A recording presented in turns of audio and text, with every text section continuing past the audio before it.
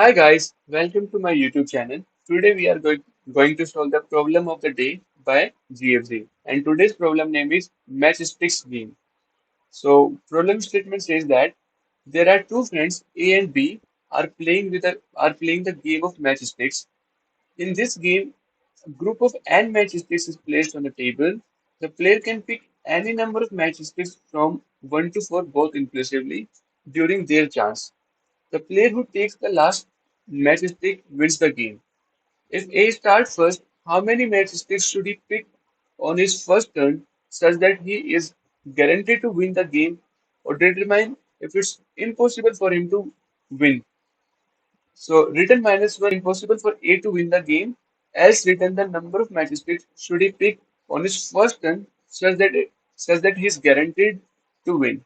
So बोला क्या गया है हमें total number of N matchsticks table पे प्लेस्ड हैं and there are two friends A and B A की जो है वो चांस फर्स्ट है और क्या कर सकते हैं दोनों friend in their respective chance या तो वन या टू या थ्री या फोर मैचस्टिक्स को पिक करेंगे टेबल से and the person who who is the last one to pick the matchsticks from the table will be the winner. Question समझ आ गया क्या बोला गया है कि लेट्स से अपने पास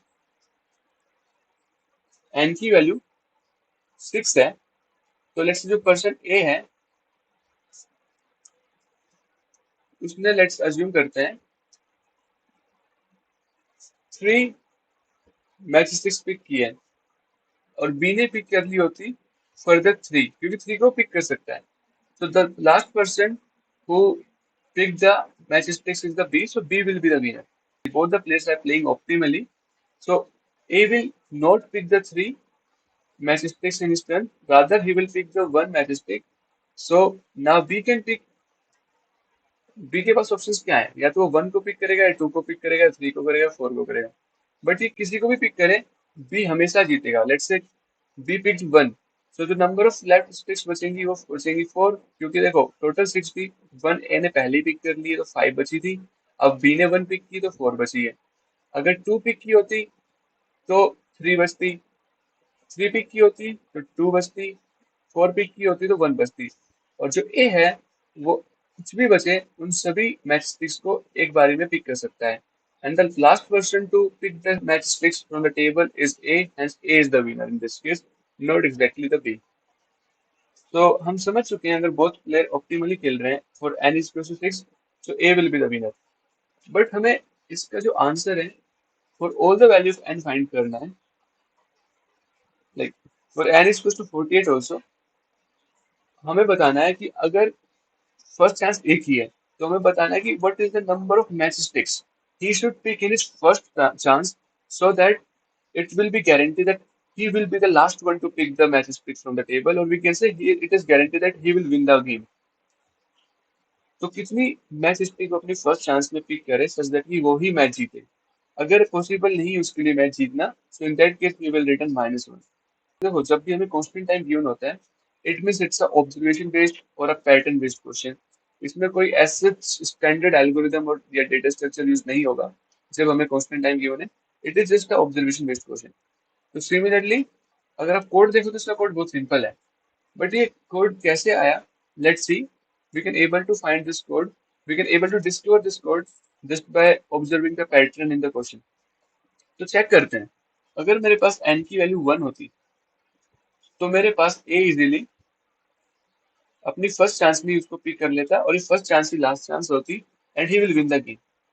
और एन की वैल्यू 2 होती तो ए क्या करता easily both the match sticks को पिक कर लेता and this will be the last chance only, so A will win the game. Three के केस में भी सेम होता क्योंकि जो मेरे पास ए है he can pick the match sticks in the range from 1 to 4 inclusively, या तो एक स्टिक या दो स्टिक या तीन या चार, as according to his wish वो पिक कर सकता है। For n is equals to 4 also, he will pick all the four matches pick at one time and this will be the last chance only and he will win the game. But अगर हम n is equals to 5 के लिए think करें क्या होगा, अगर वो एक मैच स्टिक्स भी पिक करता है, सो फॉर बी के लिए क्या बचेंगी, फॉर द लास्ट केस अगर वो एक मैच स्टिक भी पिक करता है सो बी के लिए 4 बचेगी। बी इन वन टाइम सभी 4 मैचेस को पिक कर सकता है, and in this case B will be the winner. But let's say कि ए 2 मैचेस पिक करता है, तो बी के लिए 3 मैचेस बचेगी। 3 को भी वो इजिली वन टाइम में पिक कर सकता है। So in this case also B is the winner. A अगर 3 मैचेस पिक करता है तो बी के लिए 2 मैचेस बचेगी, और 2 को भी वो एक टाइम में पिक किया जा सकता है, hence B will be the winner for 3 also.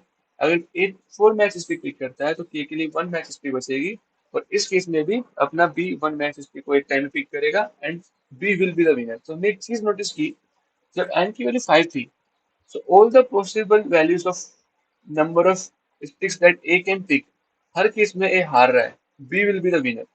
तो ये समझ आ चुका है मेरे को कि कौन विनर होगा।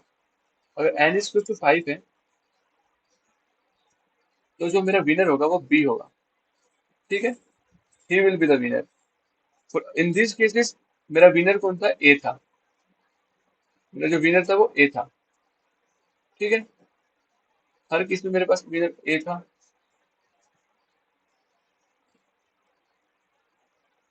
But in this case who is the winner? B is the winner, because हमारे पास 1+4 का भी हम अज्यूम कर लेते हैं, जो एक पॉसिबल वे है। इस केस में बी विनर आया। अब चेक करते हैं एन इक्वल टू 6 के लिए, और हम बोल सकते हैं जिसके पास लेट्स से एन की वैल्यू 5 हो चुकी है, और जिस बंदे की टर्न है अभी, वो लूज करेगा मैच को। लेट्स से अगर मेरे पास एक, अभी 6 के लिए चेक करते हैं। अब 6 के लिए मैंने बोला कि लेट्स से ए ने 1 एलिमेंट पिक किया होता 6 में से, तो मेरे पास 5 एलिमेंट बचते हैं और चांस है बी की, राइट। सो बी अगर मेरे पास 1 पिक करे, 2 पिक करे, 3 करे या 4 पिक करे, कोरस्पॉन्डिंग वैल्यूज के लिए 4, 3, 2, 1 है। हमेशा लास्ट वन जो होगा मैच स्टिक को पिक करने वाला, वो ए ही होगा, क्योंकि ए ने ए मैच स्टिक पिक की थी इन द स्टार्टिंग। फिर बी कुछ भी पिक करे, ए ही लास्ट वन होगा। क्यों ऐसा हो रहा है? क्योंकि द पर्सन जो स्टार्ट कर रहा है पिक करना मैच स्टिक को, जब एन की वैल्यू 5 थी, वो हमेशा हार रहा है। आप चेक कर पा रहे हैं इस चीज को? जब एन की वैल्यू 5 थी और ए इज द पर्सन स्टार्टिंग, जिसकी टर्न थी वो पर्सन ए था, तो ए लूज कर रहा था। इस केस में एन की वैल्यू 5 हुई और टर्न किसकी है? बी की है, तो बी लूज कर रहा है। तो ये समझ आ चुका है कि 5 में कुछ है। 5 जो है, जब जिसके पास जब एन की वैल्यू 5 होगी एंड जिस पर्सन की चांस होगी, वो हमेशा लूज करेगा। तो इस केस में भी ए विनर है। और एक जो पॉसिबल पैटर्न है वो हो सकता था कि 1+1+4। तो इस केस में भी विनर कौन है? ए है। Same for N equal to 7 also. अगर जो मेरे पास ए है वो two in this, let's say two match, क्या बोल सकता है, 2 मैचेस को पिक करता है फर्स्ट चांस में, तो जो नंबर ऑफ मैचेस बचेंगे वो 7 - 2 5 ही बचेंगी। और 5 पे चांस किसकी है? बी की है। तो मुझे पता है जिसकी भी चांस होगी जब एन इक्वल टू 5 होगा, वो हमेशा लूज कर रहा है। तो इस केस में भी बी ही लूज करेगा, hence A will be the winner. So let's say कि B chosen one match stick, so A can easily choose 4 and A will be the winner. Same for n is equals to 8 also, or n is equals to 9 also. In case of 8, अपने पास A choose करेगा 3, so अब जो बचेंगी 5 बचेगी, chance B की है तो B loose करेगा, और winner will be the A only. For n is equals to 9 के लिए भी A जो है 4 मैच स्टिक्स को चूज करेगा इन इज फर्स्ट टर्न। उसके बाद let's say B chooses 1, then A can choose 4, and this case also A will be the winner। But अगर आप यहाँ पे चेक करें, for n is equals to 10, अब इसमें देखते हैं फिर से इंटरेस्टिंग हो चुका है। अब वो कितनी भी मैट्रिसेस को, लाइक कितनी भी मैच स्टिक को पिक कर ले, बट वो 5 तक नहीं पहुंच सकता, बिकॉज मैक्सिमम मैच स्टिक तब ए कैन पिक इज 4। तो चेक करते हैं, लेट्स से वो 1 मैच स्टिक को चूज करता है, या 2 को करता है, या लेट्स से वो एक मैच स्टिक को चूज करता है, या 2 को करता है, या 3 को करता है। हर केस में देखते हैं क्या क्या पॉसिबिलिटी है। एने अपनी चांस में इनको चूज किया होता, तो मेरे पास नंबर ऑफ मैच स्टिक 9 होती। और आप चेक कर रहे हो, जिस जब हमारे पास एन की वैल्यू 9 थी, और जो स्टार्ट कर रहा था वो हमेशा विन कर रहा था। क्यों ऐसा हो रहा था? क्योंकि जब 9 थी, तो अब मेरे पास चांस किसकी? बी की है। ठीक है, तो बी ने क्या क्या होता, अगर वो 4 को चूज कर लेता, तो मेरे पास नंबर ऑफ मैच स्टिक 5 बचती। ठीक है। सो ए ने 1 को चूज किया, बी ने 4 को चूज किया, अब नंबर ऑफ एक्स की 5 बचती। अब जिसकी चांस मेरे पास यहाँ पे होगी, जब एन की वैल्यू 5 होती है तो हमेशा हारता है, तो A will be the loser for this case. Same यहाँ पे है, अगर मेरे पास 2 चूज करता है ए, तो मेरे पास 8 बचेंगी। और लेट्स से बी क्या करेगा, just to make it 5 equals to 5, B choose करेगा 4 को, बी चूज करेगा सॉरी 3 को। और फिर से देखो चांस एक ही है, के की वैल्यू 5 है, जिसकी चांस होती है जब मेरे पास के की वैल्यू 5 होती है, एन की वैल्यू 5 होती है, वो हमेशा लूज करता है। सो इन दिस केस तो B is only the winner, A is not a winner. जब मैं 3 को भी चूज कर लूंगा तो मेरे पास 7 बचेगा। फिर बी 2 चूज करेगा, तो फिर ए के लिए मेरे पास 5 बचेंगे, ए फिर से हार जाएगा। अगर 4 को भी चूज करता है तो 6 बचेगा, बी अपने पास 1 चूज करेगा, के की वैल्यू फिर से एन की वैल्यू फिर से 5 हो जाएगी, ए फिर से हार जाएगा। ठीक है। तो कहने का मतलब ये है कि for N is equal to 10 also, or for N is equal to 10 also, who is the winner, who is the loser, A is the loser and B will win the match.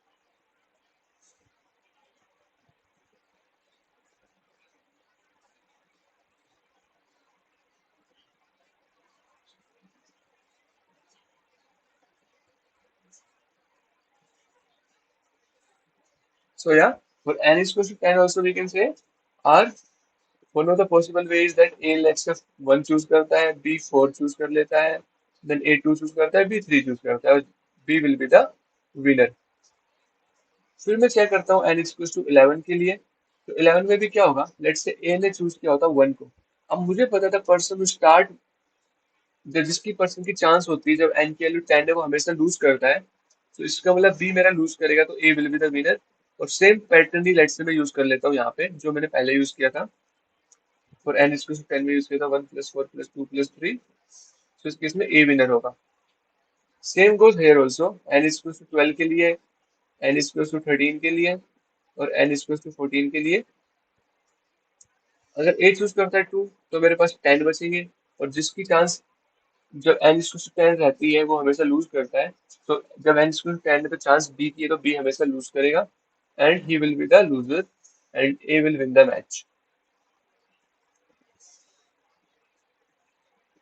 Same यहाँ पे अगर मेरे पास 3 choose कर ले तो फिर से मेरे पास 10 बचेंगे, और चांस बी की होगी तो बी लूज कर जाएगा और ए जीत जाएगा। इसके लिए भी है, एन इक्वल टू 14 के लिए भी है। अगर मेरे पास ए चूज कर लेता है 4 को तो फिर से 10 बचेंगे, और 10 पे चांस बी की है, तो बी लूज करेगा, ए विन करेगा। अब एलिस को 15 पे भी लास्ट चेक कर लेते हैं क्या होगा। अब फिर से वो एटलीस्ट फोर फोर को ही, 4 मैचस्टिक्स ही चूज कर सकता है। अगर वो मैक्सिमम भी चूज करता है तो मेरे पास एन की वैल्यू 11 होगी। और जब 11 है तो बी क्या करेगा, 1 को चूज करेगा, अब लेफ्ट में 10 बचेगा, और मुझे पता है जिसकी चांस 10 पे रहती है वो हमेशा लूज करता है। तो अब चांस किसकी है, ये ए की चांस होगी, ये बी की चांस होगी, फिर से एक ही चांस है। और जब एन इज टू 10 पे जिसकी चांस रहती है वो लूज कर रहा है, तो ए लूज करेगा, बी विन करेगा। तो अब चेक कर पा रहे हैं बी किस किस केस में विन कर रहा है। जो बी मेरा है वो अपने पास एन इक्वल टू 5 पे विन किया था, अगर आप चेक कर रहे हो, एन इक्वल टू 10 पे विन किया था, एन इक्वल टू 15 पे विन किया था। तो बी मेरा जीतेगा इफ मेरे पास जो एन है दैट इज डिविजिबल बाय 5। उस केस में तो ए का जीतना इम्पॉसिबल है।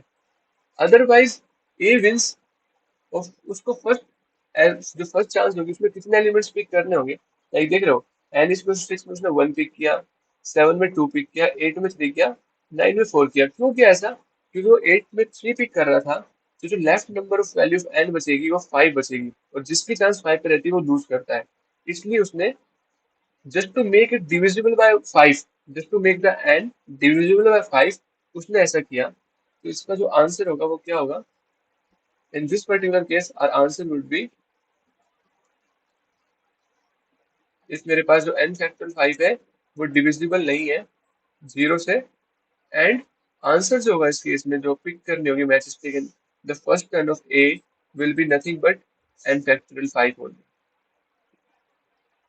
सो ये मेरे पास कंप्लीट कंक्लूजन आया just after the making this particular observation, और just after checking the answer for these 15 test cases. So बस यही अपने पास अप्रोच थी। अब हम कोड को चेक करें तो वही सिंपल सा कोड है जो हमने यहाँ पे ऑब्जर्वेशन में ड्रॉ किया था कि जब n फैक्टोरियल 5 अगर 0 है तो -1 A will not able to win the match at any cost, otherwise A can win the match, otherwise A will always win the match. But the condition is that कि first chance में उसको n factorial 5 number of elements choose कर match space choose करनी पड़ेगी। अगर वो n factorial 5 match space choose कर लेगा फर्स्ट चांस में, तो जो last number of match space बचेगी that will be divisible by 5, और वो डिविजिबल बाय 5 रह जाएगी। So we will always lose. So thank you guys for watching this video. अगर आपको वीडियो helpful लगी हो, then please subscribe to my YouTube channel and like this video. And if you have any query or feedback for me, then please write it down in the comment section. Thank you.